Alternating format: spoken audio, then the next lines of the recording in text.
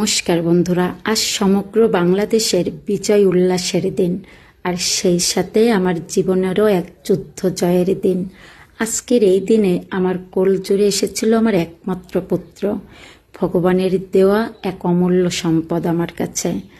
আর গর্ভ থেকে তার কোলে আসার যাত্রাটা খুব সহজ ছিল না, তবু রাধা মাধবের অশেষ কৃপায় আমি সেই যাত্রায় সফল হয়েছিলাম।